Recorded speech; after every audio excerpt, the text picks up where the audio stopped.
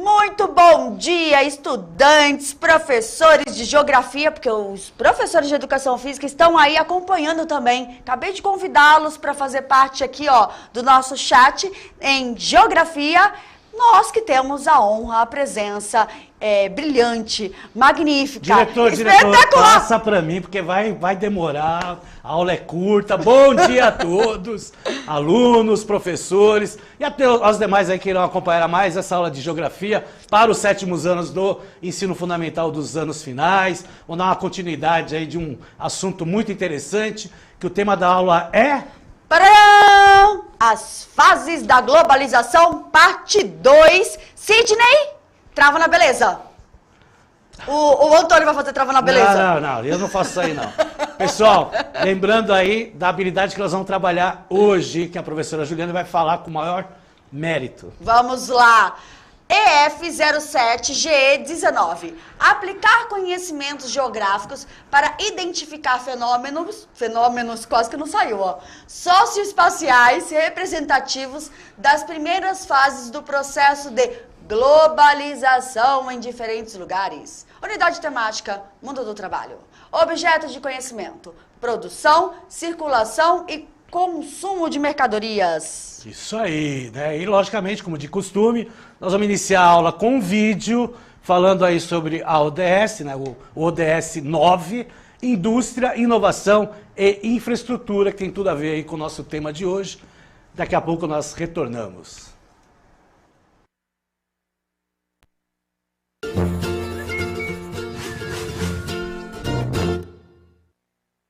Olá! Sejam bem-vindos à série especial do IBGE Explica sobre os Objetivos de Desenvolvimento Sustentável. Falaremos do objetivo número 9, Indústria, Inovação e Infraestrutura. A proposta é construir infraestruturas resilientes, promover a industrialização inclusiva e sustentável e fomentar a inovação. Para que uma sociedade consiga realizar suas atividades produtivas, é preciso que haja condições fundamentais para isso. Esse conjunto de estruturas essenciais é chamado de infraestrutura. Os seus principais elementos são os sistemas de geração e distribuição de energia, de água e saneamento, de transporte terrestre, marítimo e aéreo e de telecomunicações. Uma infraestrutura resiliente é aquela preparada para lidar com os efeitos de situações adversas e desastres como enchentes e terremotos. Várias cidades no mundo possuem estratégias para diminuir os efeitos negativos dessas situações. Por exemplo, em Kuala Lumpur, na Malásia, existe um túnel rodoviário projetado para drenar grandes volumes de água da chuva, podendo evitar inundações sem interromper o trânsito de veículos. Os serviços de infraestrutura têm que estar amplamente acessíveis à população, o que exige grandes investimentos públicos e privados. No Brasil, para que todos tenham acesso aos serviços de água e de esgoto, será preciso investir mais de 300 bilhões de reais durante 20 anos. A infraestrutura precisa funcionar de forma sustentável, usando os recursos naturais de forma consciente e pensando no seu impacto sobre o meio ambiente e as futuras gerações. E sustentabilidade é a palavra de ordem também no setor industrial. A industrialização é um processo de enorme importância para o desenvolvimento de uma sociedade, pois gera crescimento econômico, impulsiona o desenvolvimento de novas tecnologias, cria oportunidades de trabalho e, consequentemente, reduz a pobreza. Por isso, até 2030, a meta é dobrar a participação da indústria no PIB dos países em desenvolvimento. Em 2015, o valor agregado pela indústria ao PIB era de $100 por pessoa nos países menos desenvolvidos, enquanto que na Europa e na América do Norte, esse valor passava de $4.600. Entre 2000 e 2014, em quase todas as regiões do mundo, as indústrias diminuíram a emissão de dióxido de carbono, auxiliadas pelo avanço das tecnologias de eficiência energética e pelo uso crescente de combustíveis mais limpos. Esse é um ótimo exemplo da importância de investir em inovação. Aumentar os investimentos público e privado em inovação é uma das metas a alcançar, principalmente nos países menos desenvolvidos. Em 2014, os investimentos em pesquisa e desenvolvimento no mundo todo chegaram a $1,8 trilhão. Mas a diferença entre os países mais e menos desenvolvidos ainda é muito grande. Enquanto na Europa e na América do Norte o investimento médio em inovação ultrapassa 2% do PIB, na América Latina essa média não chega a 0,7%. Se você estiver assistindo esse vídeo no seu smartphone, você tem em mãos um dos resultados da combinação de inovação tecnológica, produção industrial e infraestrutura de comunicações. Em 2016, o alcance da telefonia celular se tornou praticamente universal e 84% da população mundial já podia enviar e receber dados na velocidade da cobertura 3G. Estamos cada vez mais conectados para agir e criar um mundo sustentável para todos nós. Se ligue nos outros 16 Objetivos de Desenvolvimento Sustentável aqui no nosso canal. Até a próxima! É isso aí, pessoal. Então a gente viu aí a questão da inovação, que faz parte da nova aí globalização, da questão aí da fase 4, que a gente vai ver no final da nossa aula, né? Porque, lembrando, né, na primeira parte nós chegamos até a fase 2, aquele processo da segunda revolução industrial, né? Outros países surgindo aí com indústrias, né? O caso da França, o caso da Rússia, da Alemanha, da Itália, né? E aí gerando, né, um processo já de globalização, envolvendo aí a Segunda Guerra Mundial, também, né, envolvendo também novas tecnologias. Agora nós vamos ver a fase 3, pode aí colocar na tela, por gentileza, final do século XX, e aí envolve, né, no aspecto aí social, a questão aí da Guerra Fria e posteriormente a queda do Muro de Berlim, porque o Muro de Berlim era o símbolo aí, né, do socialismo aí, principalmente aí na Europa Oriental. Então a gente vê aí os dois lados, né, do globo, né, pintados aí em azul, formando aí os países capitalistas, né, em vermelho aí a formação dos países comunistas, né, aquela ideologia econômica, né, frente a frente com as duas maiores potências da época, Estados Unidos e União Soviética, né, e do lado direito nós temos aí, né, o símbolo aí da queda do Muro de Berlim, né, com as pessoas já, né, derrubando esse muro aí em 1989. Então essa terceira fase da globalização que nós vamos aí acompanhar, nós temos aí os dois protagonistas que eu citei para vocês. Está aí na tela, né, os Estados Unidos, né, representado aí pela sua bandeira, e a União Soviética, né, representado aí também com a sua bandeira. E esses dois aí, eles faziam movimentos fortes, né, no intuito, né, de colaboração militar, de colaboração econômica com os seus parceiros, né? Então sempre é interessante retratar isso, né? E o que a globalização tem a ver com isso? Tem muito, porque esse processo de globalização, apesar, né, de ter aí o seu ápice, principalmente no final da década de 1990, né, do século passado, ele já vem no processo de desenvolvimento, como a gente viu até na fase 1. Né? Não se falava globalização, mas essa questão do mercado externo proporcionava, né, vantagens, logicamente, para as metrópoles. Né? O que, com o passar do tempo, né, com a independência dos países da América, né, com o reforço econômico desses países que eram metrópoles, né, que tinham aí as suas respectivas colônias, acabaram se fortalecendo cada vez mais e investindo aonde? Em tecnologia. Então a gente, quando observa esse fator, e isso apareceu claramente no vídeo, né, nós temos referências tecnológicas dos países desenvolvidos, diferentemente de referências tecnológicas de desenvolvimento em países como na América Latina, né, na qual o investimento é bem menor do que o investimento desses países. Agora, quando nós falamos de União Soviética e de Estados Unidos, nessa época, nesse período de Guerra Fria, né? Lembrando que tinha essa denominação porque era uma guerra de ameaças, né? Principalmente porque envolvia bombas, né, nucleares, né? Que vem com as bombas atômicas aí da Segunda Guerra Mundial. Então todo esse processo aí de ameaças, não, nós vamos lançar bombas nos seus adversários, né, vice-versa, isso aí proporcionava o que a gente chama aí de Guerra Fria. Ou seja, não houve um confronto direto como houve na Primeira Guerra Mundial, da Segunda Guerra Mundial, até porque a base armamentista e bélica dessa Guerra Fria era armas nucleares, né, João? Professor Antônio, eles estão tão quietinhos aqui, estão prestando atenção? Tomara que estejam prestando atenção. Eu acredito que sim, né? Porque pela experiência que eu tenho aqui de quase 2 anos de mídias, alunos e professores, eles se dedicam bem aqui às aulas. Ó, a professora Vera Lúcia, da escola Dante Guedini, de Franca. O aluno Carlos Henrique, do 7º ano C, sempre está presente na aula do professor Antônio. É isso aí. Parabéns tanto à professora que mencionou aí, como ao aluno e a todos aí que acompanham e sempre ajudando as nossas aulas aí de forma positivo. Professora Raquel falou que sim, então prestando atenção. Então, sim, ótimo, isso que é interessante.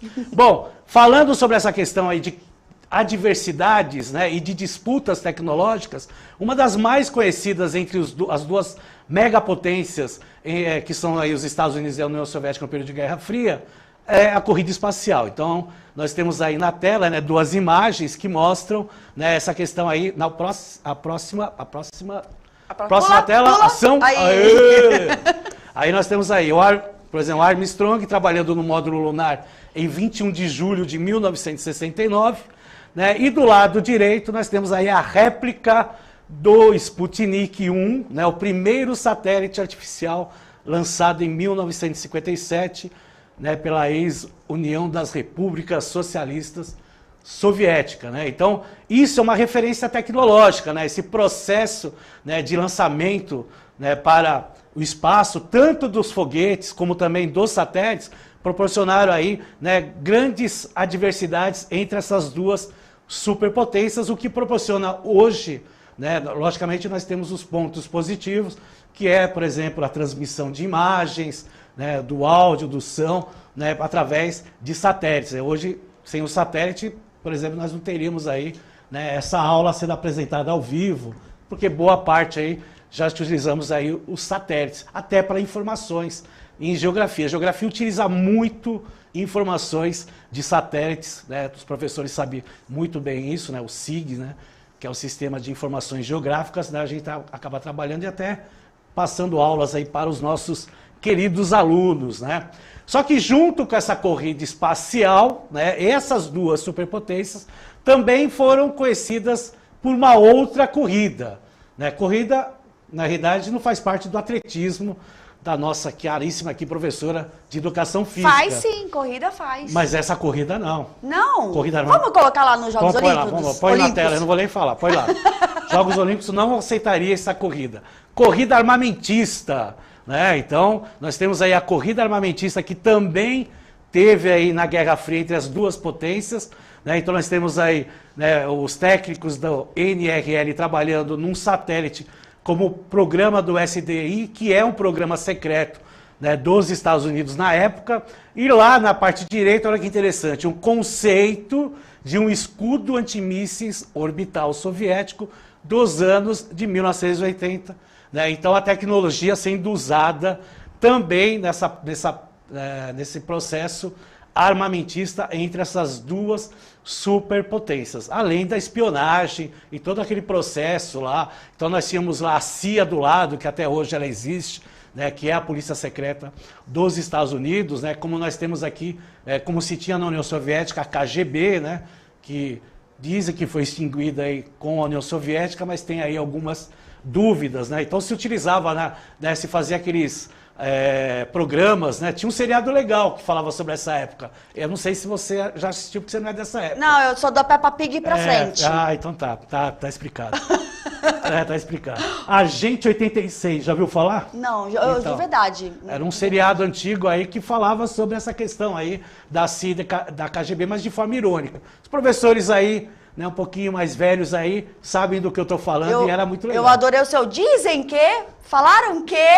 Mas é mesmo, né? Então, não tem a como gente não pode colocar, não bater, pode, né? bater o martelo. Ainda mais falando de KGB, de CIA, né? Essas coisas aí são meio suspeitas a gente ficar falando, tá certo?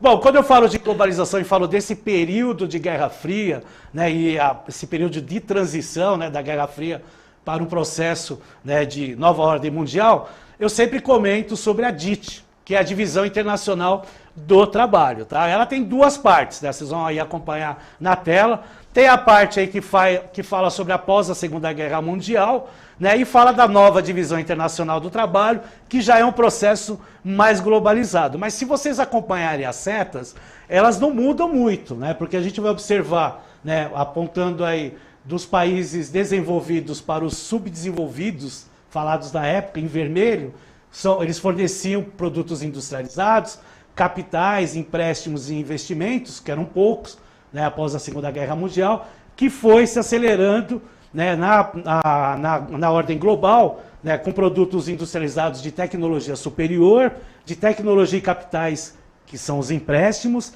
investimentos produtivos e investimentos especulativos. O que são esses investimentos especulativos? Investimento produtivo é aquele que, né, que a empresa produz algum produto e revende. Isso aí é fácil de entender. Mas o especulativo, né, que esse novo investimento aparece aí, principalmente dos países desenvolvidos e acaba formando na cadeia global. São as bolsas de valores. São aqueles valores virtuais que acabam, né, influenciando e muito a economia dos países. Né? Então o Brasil ele tem influência externa, como outros países também têm influência externa através desses investimentos e especulativos. E é especulativo porque a gente especula dentro da economia. Né? E teria que ter uma aula para estar explicando isso, mas o professor pode dar uma ênfase aí na explicação para os alunos entenderem, mesmo que os professores falem, alunos do 7º ano, professor Russo. Mas já podem, né? E nós estamos aqui numa época que eles, né, usando muito a virtualização na vida deles, também é bom conhecer sobre esse aspecto dos investimentos especulativos. Professor Antônio, você mexeu com o coração e com a cabeça do pessoal aqui, ó. O professor Gil tá falando que a gente 86 é do tempo dele. Aí, a professora Vânia lembrou do 86 e 99. Tinha o 99 também? 99, era a gente 99. A gente 99. Oh, fazia parte do... Eles casaram, os dois. Ah, é? Casaram. Casos de família, vamos lá. Não, vamos lá para a geografia. Vamos que não tem tempo. Vamos voltar para a tela rapidinho para a gente ver lá as setas azuis, né? Que aí é o processo inverso. Então, os países denominados subdesenvolvidos, não industrializados, forneciam produtos primários, matérias-primas e alimentos.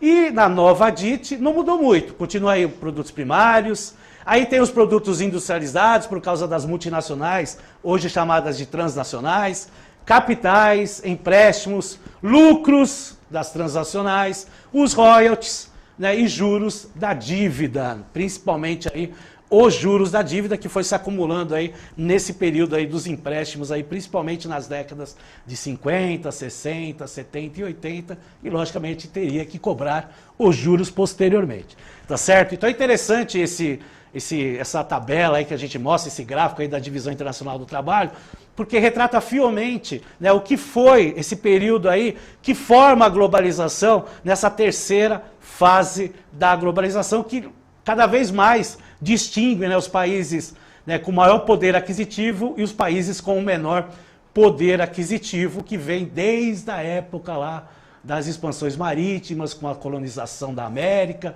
e vai, né, fazendo aquele efeito dominó, e é o que nós sentimos na nossa economia hoje. Certo? Vamos para a atividade? Bora, vambora que eles agitaram aqui o chat. Quero ver a resposta dos estudantes, nome da escola. Põe aí na tela pra gente, Rô. Quais as duas maiores potências na época chamada de Guerra Fria? 1 minuto? 1 minuto, né? Porque é muito fácil, falei várias vezes aqui. 1 minuto, 1, 2, 3 e já!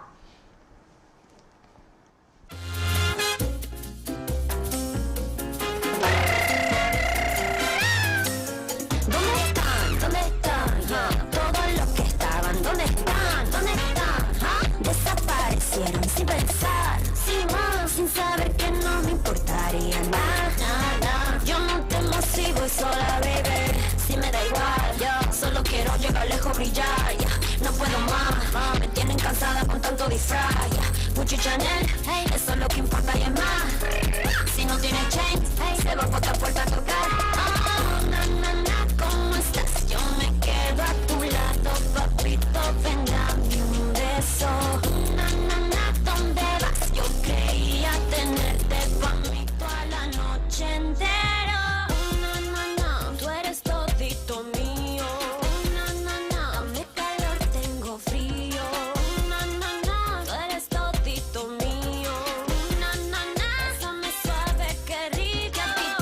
Actitud, él me enciende como nadie, solo tú. Professor Antônio Russo estava dançando, por isso que eu tô aqui, ó, estática. Eu não. É mentira isso aí. É mentira. Vocês sabem que eu não danço. Ai, meu Deus. Vamos lá. Professora Marileide, professor Antônio Russo, sua aula é show. Muito obrigado. Vocês são shows. É show. Vocês são show. Tá bom. Tá ótimo isso aí, ó. Ó, professora Vera Lúcia, escola, o Dante Guinness, nossa, olha, ela tá com sorte, eu li de novo. Guedini, de Franca. Aluno Carlos, que é o aluno que não perde uma aula. Então, ele merece ter a resposta. Estados Unidos e União Soviética. Isso aí, Carlos, aí, prestando atenção, como todos aí estão prestando atenção nessa aula, né? Falando aí sobre essa terceira nova fase que tem, né, essa tendência aí da Guerra Fria e a relação das duas maiores potências da época, a União Soviética e os Estados Unidos. Agora nós vamos entrar na quarta fase, né, a fase atual, né, que, né, os alunos estão mais habituados, que é a fase mesmo aí da globalização, da nova ordem mundial, dessa relação tecnológica, né, e comercial que nós temos da nossa globalização. E aí, logicamente, aparece uma imagem do que a gente fala aí dos investimentos especulativos na relação da Bolsa de Valores. Olha o gráfico indo para cima, para baixo, né? Porque isso aí é de minuto em minuto, né? Então, você está rendendo, você está ganhando dinheiro, você está perdendo dinheiro, você está ganhando. Por isso que fala que é especulativo. Depende aí, né, da junção aí de compra e venda de ações, de como está aí o mercado, envolve política, envolve economia, envolve tudo aí. A gente aí, para quem acompanha aí as ações aqui no Brasil, sabe aí do sobe e do desce que acontece aí na nossa, né, no caso aí, Bolsa de Valores de São Paulo, que não é diferente de outros países, tá certo? E falando de nova ordem mundial, trouxe aí um mapa para vocês, mostrando, né, as características dessa nova ordem mundial. Então vocês estão percebendo que tem lá 3, né, desenhos lá, né, circunferências assim, não circunferência, mas aí um envolto aí em preto, né, que aí mostra aí, né, as potências, a influência. Então nós temos a influência dos Estados Unidos no continente americano, nós temos a influência da Europa no continente europeu e no continente africano, e também numa parte aí do Oriente Médio, e nós temos uma influência do Japão mais na região sudeste asiática, junto com a Oceania. E tem lá a linha vermelha que mostra a influência dos Estados Unidos no mundo todo. Então nós chamamos de nova ordem mundial, né, ou multipolarização, né, do efeito econômico de vários países, tendo aí o aspecto econômico principal, que são os países desenvolvidos, mas nós temos também uma formação unipolar, né, que muitos economistas, estudiosos aí acabam falando que é a questão do poderio dos Estados Unidos. Lembra que a gente vem aí de uma Guerra Fria, na qual havia uma bipolarização, Estados Unidos e União Soviética, a União Soviética deixa de existir, Estados Unidos continua. Então ele não vai perder esse potencial econômico dentro da globalização, porque aparecem outros países em destaque. Eles têm uma interferência menor em relação aos Estados Unidos, principalmente quando falamos em política econômica no planeta, tá certo? Então, por isso, mesmo a gente falando dessa questão da globalização, mas a gente sempre lembra do Milton Santos, né? Globalização é perversa, né? Então, quando a gente fala sobre Milton Santos, ele deixa bem claro essa relação da globalização, principalmente com os países aí menos desenvolvidos, tá certo? Vamos lá ver aí um mapa mostrando aí as organizações regionais, como são várias as organizações regionais no mundo. E tem diversas características. Algumas organizações já são blocos econômicos, como é o caso do NAFTA na América do Norte, como é o caso do Mercosul aqui na América do Sul, né, como é o caso da PEC, que envolve aí, né, países que são banhados pelo Oceano Pacífico, mas também tem outros blocos que são blocos políticos, principalmente no continente africano, que aí eles se juntam, né, para tentar fortalecer os seus países, né, porque o Estado ele não perde, né, seu poder, né, mas aí as aberturas fronteiriças elas são mais claras, são mais nítidas, né, para o comércio exterior. E é lógico, quem tem mais cacife aí vai conseguir, né, se sobreviver, né, e se sobrepor à globalização. É importante retratar isso. Por isso, né, que eu sempre falo aí do Milton Santos, essa relação de globalização. O nome dá a impressão que todo mundo está envolvido, o que não é uma realidade até dentro do próprio país, certo? E algumas imagens aí para vocês relacionarem. Fluxos de mercadorias, por exemplo. Né, a gente vê lá a embarcação, né, um navio cheio de containers, né, mostrando aí essa relação, né, do comércio entre os continentes e entre os países aí, tá certo? Uma outra imagem são as rotas aéreas. Olha só quantas rotas aéreas. Isso em 2009, hein? Já se passou 12 anos aí, né? E veja aí, né? As rotas como elas são aí, vão e voltam aí. Então a importância da aviação aí para as rotas comerciais, tanto para as pessoas irem e virem, como também para os produtos. Os modais de transporte, né, que é muito importante, né? A globalização ela tem muito a ver com a questão aí dos meios de transporte. E uma outra figura interessante, uma outra imagem que é bem legal de trabalhar com os alunos é a questão aí do rede de cabos submarinos, né? Olha só, né, os cabos aí por causa principalmente da internet, da TV, começou com o telégrafo em 1850, né, fazendo aí uma ligação com a Inglaterra e com a França, depois, passados aí um tempo, foi no Oceano Atlântico, entre Inglaterra e Estados Unidos, então toda essa relação aí, tá certo, pessoal? Bom, o assunto é muito interessante. Tá? Tem mais 2 slides aí que mostram aí 2 tabelas, mas não vai dar tempo de apresentar, mas o professor pode trabalhar com os alunos, até como um trabalho de pesquisa, né, sobre a questão aí dos investimentos das empresas e dos países com o P&D, que é pesquisa e desenvolvimento, tá certo? E os meios de comunicação, tá? Agora, pode entrar aí no Saiba Mais rapidinho para printar a tela, né, para ir para os professores, né, fazerem aí um trabalho com os alunos, Agenda Brasileira para a Indústria 4.0, muito legal esse site aí, então printe a tela. Infelizmente o tempo acabou, o assunto é legal, mas não temos aí mais tempo para falar. Começou Obrigado. a subir coração. Então vai lá, coração, abraço a todos, obrigado Ju pela participação mais uma vez, e um coração para todos vocês que vocês merecem. Um abraço. Bora! Tchau, obrigada, gente. Coração, foca no Antônio, foca no Coração maçã. Antônio.